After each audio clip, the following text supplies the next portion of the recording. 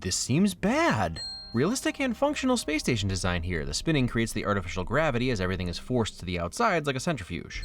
Ha! The title card is both the movie title card and the location card for Mini Halo. And the ethereal score really sells how pristine it is. Also, Elysium is the afterlife in Greek mythology, which checks out since it's after Earth. Wait, that's a different underrated. Well, there's a young Matt Damon if I've ever seen one. Bald, tattooed Damon is giving me some real Scotty Doesn't Know vibes, which is pretty much right on the money for Max.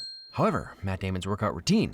That's an optimism win, because LA will definitely be permanently on fire in 2154, entirely underwater. Is that Lauren's ghost playing in the background? Stoked to know they're still relevant in 2154. Oh, it's $5. Simple way of letting us know some hyperinflation took place and that if a street kid's carrying it around, it's probably equivalent to a few cents in 2013. So it's like Tatooine, but way less fun. Blomkamp really nailed the filthy cyberpunk future that has new technology to us, but already looks old and worn out. What's in the bag? Hair products, mostly. Max has jokes.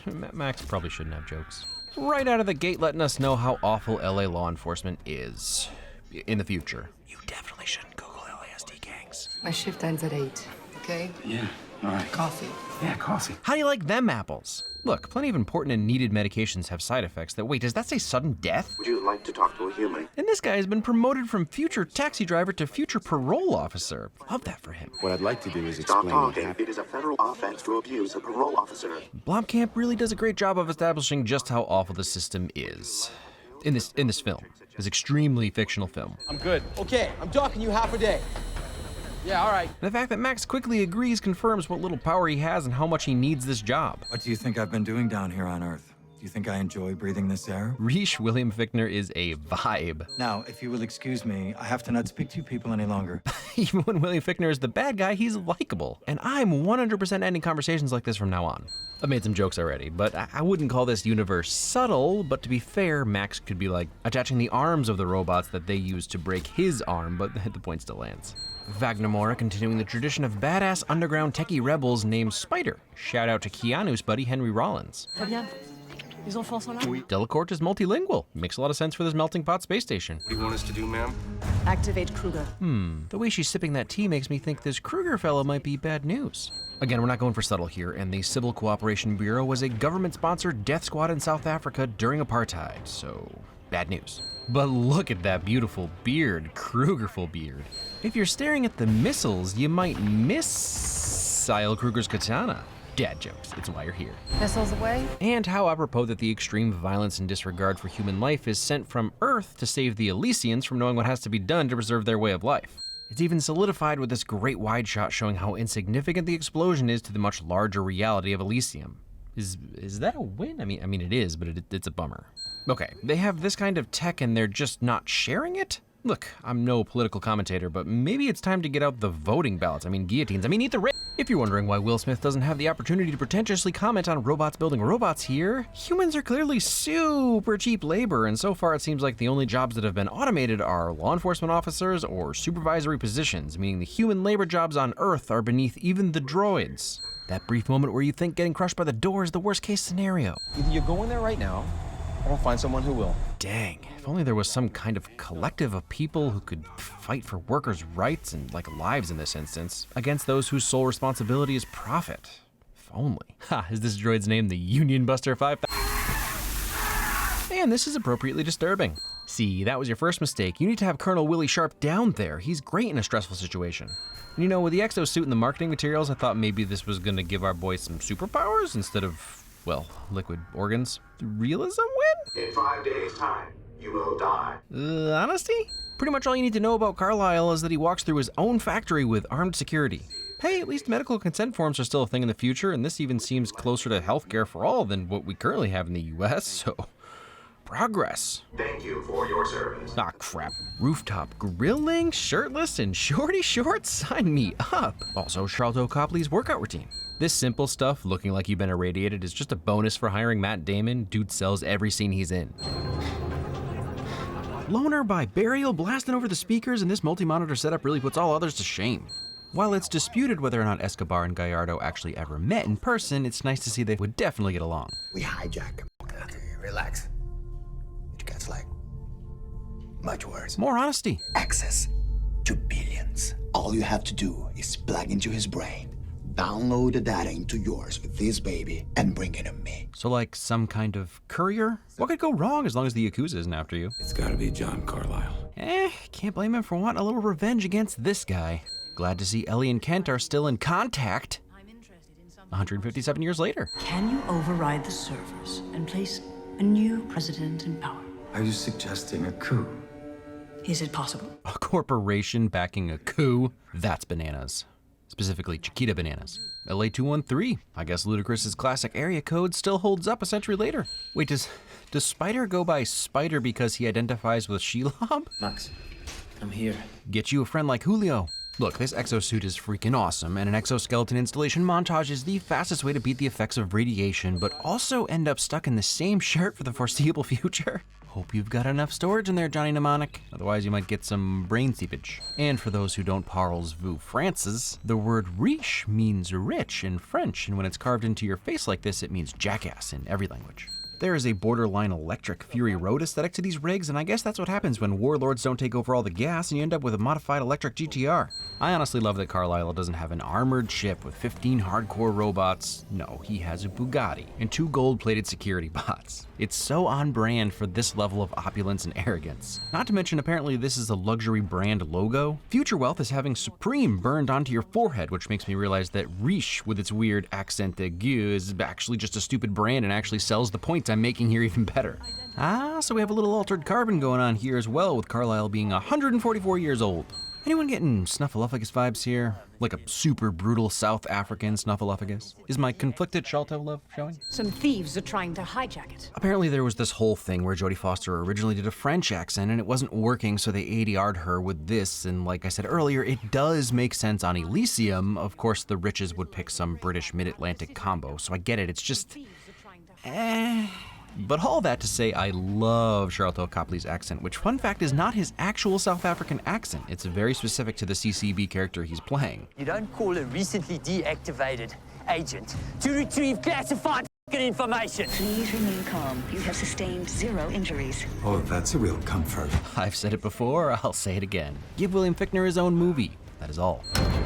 Look, I'm not here to say droid cops are a good thing, but that no-look grenade toss was clutch. Credit where credit is due. The mix of tech aesthetics in this film is on point. From the satellite footage to the comms watches, the simple LED displays on the Hulk suits to the smart heads-up display like Windows. It has a nostalgic retro feel while still being very over-the-top future dystopia. Somehow I feel like this might all lead to me getting stabbed in the neck. Damn, man! Got it! I repeat, get you a beautiful Diego Luna-looking friend like Julio. Droidsplosion! This is one of the ways Blomkamp really shines. This is some of the sickest slow-mo destruction ever. Another video game feel with this image stabilization. Love it. And some realism here. Max is stronger with the exosuit, but that doesn't mean he's stronger than a droid or automatically knows how to fight better than a programmed droid. Fatality. You have no idea what you're doing. I'm starting to realize William Fichtner is the guy you hire when you want someone to scare people about his bosses. You have any idea who you're stealing from?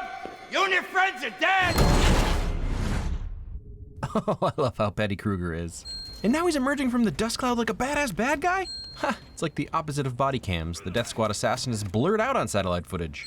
This might seem like a bad movie moment where the villain takes too long to kill the hero, like he's just waiting for someone to stop him. But Kruger is the type of guy who carries a katana for fun. So he's definitely all about the dramatic flourishes. Plus, as it becomes clear later, I think he's mesmerized by the dude in the exosuit and wants to really test him out. And then the shockingly brutal speed at which he dispatches Julio sort of confirms that. It's too easy, so he ain't wasting no time. Ooh, that's some slick shield tech. Helpful granny. You might be asking, why not do this all the time so no undocumented ships could come to Elysium? Well, it would make it pretty tough for Elysium residents to get back from their, let's say, humanitarian trips to the slums. Cute or creepy? Cuter, creepy, cuter, creepy, cuter. I'm going with obsessive, in a cute way. They don't shy away from letting us know that Max's body would undoubtedly reject the suit. The areas where the exosuit is actually connected to his body look super inflamed and infected. I mean, he did just get it installed and then got in a huge fight in a Druid sandstorm and then hid under some pigs. It's all pretty icky. Ha! A little expectation subversion. He thinks he's being sneaky. He's not. We would control the system here. What I have in my head is worth a lot to them, right? If that falls into the wrong hands, they could shut us out for good. I'm going up there right now. While he is the protagonist, they've made it pretty consistently clear that he doesn't care about anyone besides himself, whether it's little girls with leukemia or like all the other humans on Earth. So it's character continuity and can make it tough to root for him, but also love his eventual arc even more. You really make me want to settle down, baby. Yikes, Kruger. A villain in literally all the ways now. And I'll be honest, Vicus is like one of my favorite characters ever, so I'm having some mixed and confused emotions here. Yeah, that always works out well. You're gonna do exactly what I say, or I'm gonna blow my head off. You understand? Yeah. Kruger's weird response and smile here is so funny. It's like he can see Max trying to be on the edge, but he's seen enough to know that Max isn't even remotely as close to the edge as he is. Like, aw, cute, he's trying to be a toughie. You take you up there. Weather's nice, air's nice and clean. Lekker, you'll dig it. Come meet the boys. Come it. Also, hospitality? Also, speaking of Charlton's accent, I'm seriously considering adding all of his slang to my lexicon, like boiki, but, lekker. Kruger is singing a classic children's song in Afrikaans called Jan Piedewit. When he kisses Frey, he's actually singing a line about kissing his wife, so you could say Kruger's creep factor is still accelerating. Fast. Thankfully, Chappie and Hardcore Henry cleared all those bad feelings up for me. Oh, brutal comeuppance.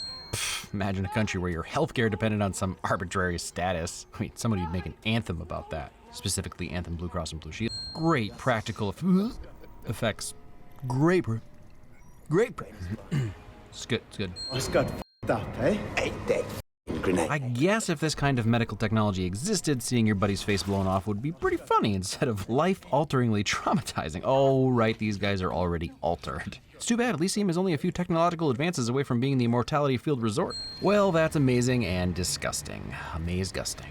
And are these last little blips pieces of shrapnel being removed? Crazy levels of terrible detail in this nightmare fuel. Have you completely lost your mind? Yes? I think there are probably some injuries that would normally kill you without magic med bays that are so painful they forever alter your relationship with pain and, well, reality. Charlton sells that like a champ. But nobody is gonna hang us for treason. We do the hanging. Well, there's some expectation subversion for you. Delacourt isn't the big bad after all. No big speech about how Max is an unworthy illegal. The henchman is the real villain.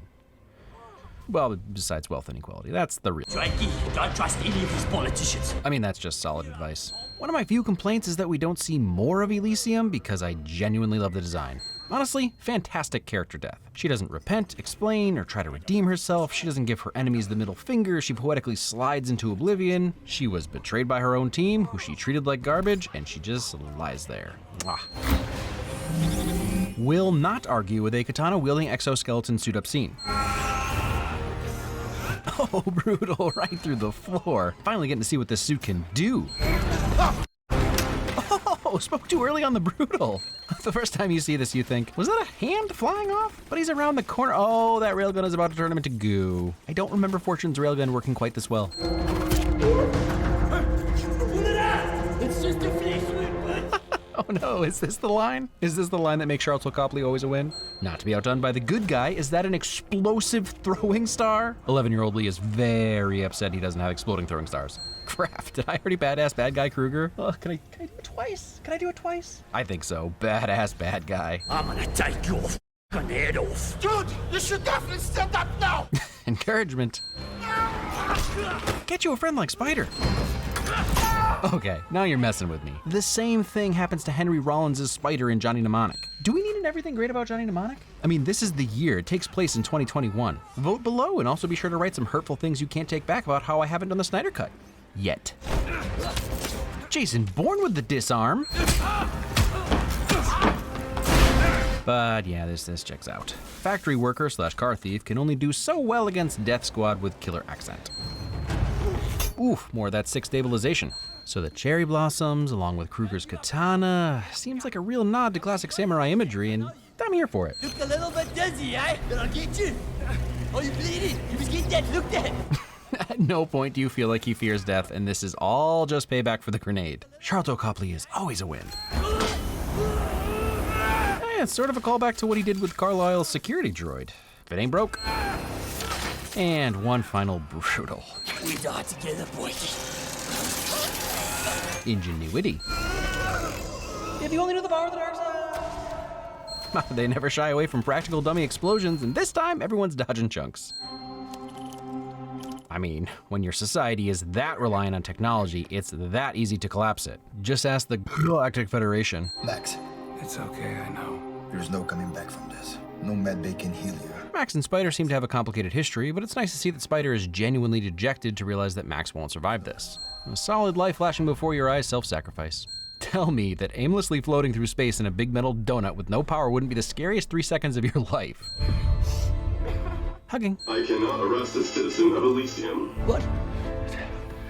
Great job. Aw, positive reinforcement. Spider and Droid cop fighting plutocracy together, hacking Elysium and giving poor people access to healthcare. Where's the music? What do you mean it doesn't make sense? A dystopian future sci-fi that ends on a positive note? Please and thank you.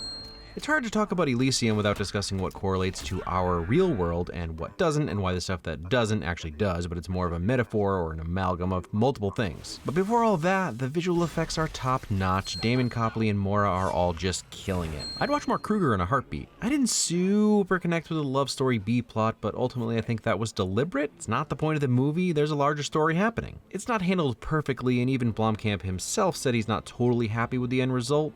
Often that's what making art is. I think the worst critique of the film is that it's just about rich versus poor, when it actually goes out of its way to not do that. As we said, Delacourt dies without ceremony. She never even interacts with the main good guys because her entire evil plan has nothing to do with poor people. She's trying to seize power in her little castle. Sure, the poors with computers are trying to wreck her pool party, but she gets killed by her own guy before she even knows what's up. For me, this film is more about the system that ensures inequality and lack of access to resources and the lengths people will go to get access. The factory floor boss isn't some maniacal mastermind. He's a jerk, but he's really just a guy with a quota to hit who's been conditioned to think Max is a no-good slacker because he's an ex-con. Max goes after Carlisle because of his personal vendetta, not simply because he's bourgeoisie. But if you want to critique Elysium by saying, this could never happen, we don't have magic med bays, yeah, I mostly agree. For 2013, this movie seemed a little hyperbolic. And look, I'm not going to say we're currently inhabiting this world, but we're a lot closer only 8 years later when this unfathomable wealth discrepancy is projected out a century and a half. I mean,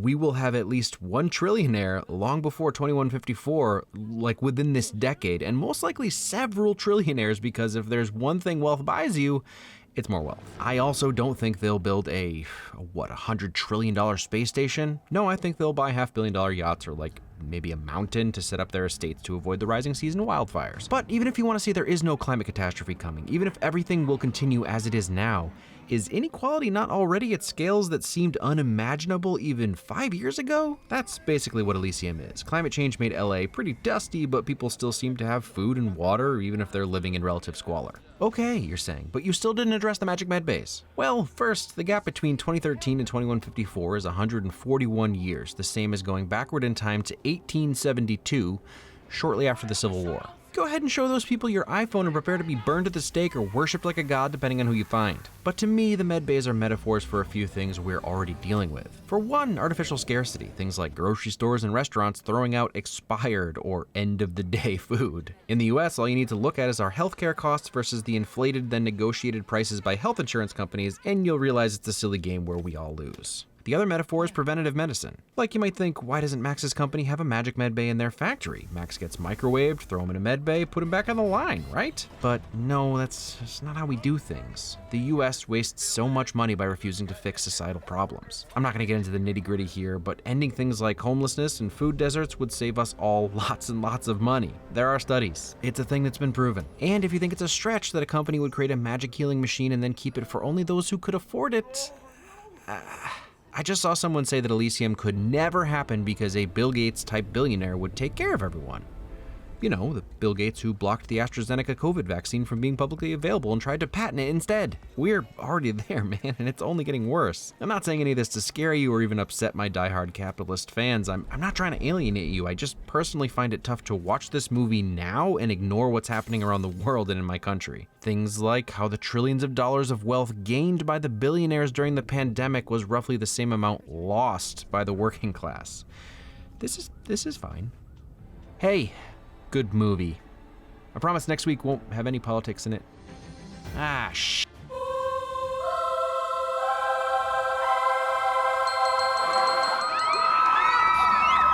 What's in it for the hippo? The hippo wants a friend.